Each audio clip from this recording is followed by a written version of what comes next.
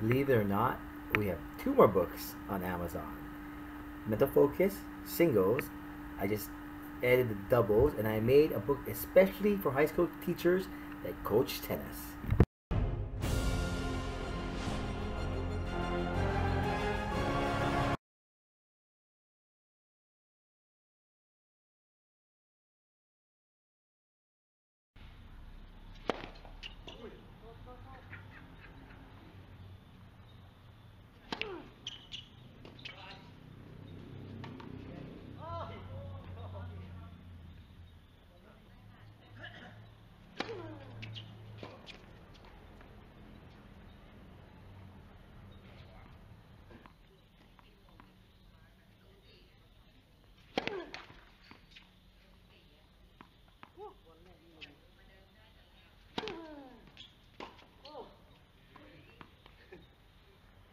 A good kick server creates a problem because they have a very high first serve percentage because they're just kick serving. And so there are numerous ways that you can effectively return a kick server. And you have to practice these different ways, but the key will be to have a plan, to have a step-by-step method to beat down the kick server, especially if someone that you play for the first time and you have to get used to the different kinds of serves they have.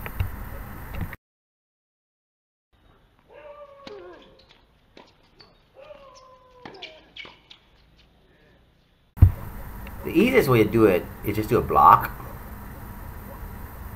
It's more of a push.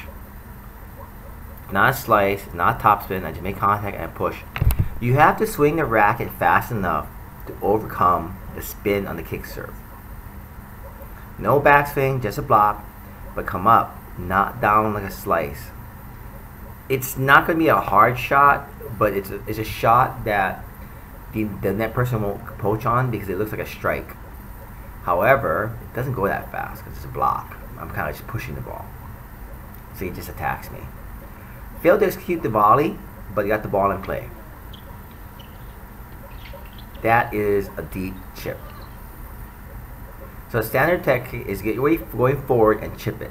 Because the topspin will come up to your shoulder. You're going to make an impact high to low and come to the shot. High, low, right there. I'm standing really behind the baseline and moving forward right there. Make impact around the baseline, see my foot there.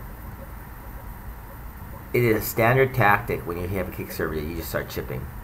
The racket up is a giveaway, but the problem is it's not offensive. You can't hit a chip harder and harder. It's better to hit topspin, but a chip is a good start. Go from the block to the chip. And the ways to return is to block first and then chip. However, a good net person, it works on the backhand side also. Same concept. I'm standing way far back baseline. I mean, I'm sure you have a good short turn. Keep your racket in front. Then you play position. Racket up again. Look at the racket up. That's a giveaway. I'm gonna chip. So you see that racket up, net person. You gotta do something. And I get my body weight into the racket. Racket's very far in front. I step into the ball and push the racket through the shot, completing the shot before I move in. Some people try to rush it. They'll get a good swing on the ball because they're rushing in. Then you play position after that. And then whatever happens, happens. But the key is you gotta get the return going back to the kick server. That way you're not giving away so many free points. You don't want to make the kick server tired too when they're playing points. The more tired they are, the weaker their serve get. Well, at least in the older people. Now when you chip, it's gonna be a net person's job to stop this. A good net person won't let you chip. That's what should happen. The key is, watch when he makes his move. Ball lands, he's taking a step. You make him move before I make impact. I might have been able to change direction, but I'm just going cross court. I don't change direction in reaction to the net person.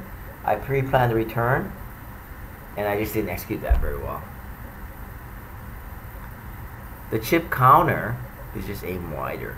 And if you have good enough discipline, no matter what they do, if you aim wide enough, they'll never come near that ball. If you put that chip right in front of me, that ball wasn't even struck that hard. But look how far away it is from him. He's going to have to come from there. When did he make his move? Ball's in. Made his move right there. He's taking up full speed. No. The net person passes the net above the 3 feet from the middle. You can do this consistently without watching the net person. You get a good chip. They'll never touch it. There's nothing you can do about that ball. Can't get to it. It's too far away. It's about good. It's almost a person away from the middle line, and the guy was about 5 feet tall. So it's actually more than 3 feet. And the angle is tough because the ball is low. So the ideas are you block first, then chip. The third way is you can lob, but you have to warn your partner when you lob.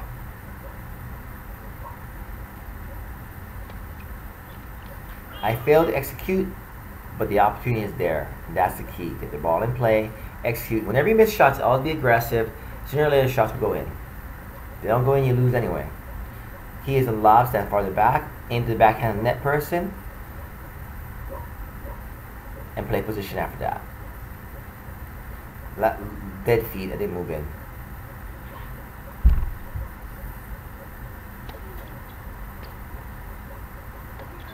That is the ideal return. Stand farther back, but I've watched a few returns already. I've watched a few serves. I gotta read on his serve now.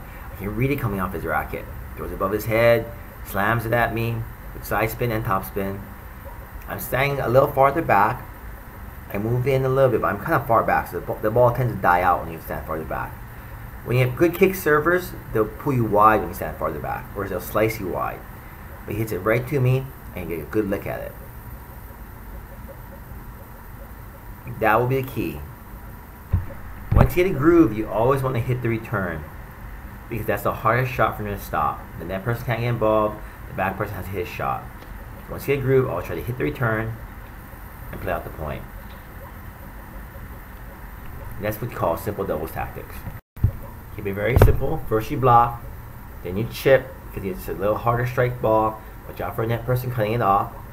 Be focused, keep it beyond the middle of the net. They won't be able to poach on it. You can lob also, and you need to hit.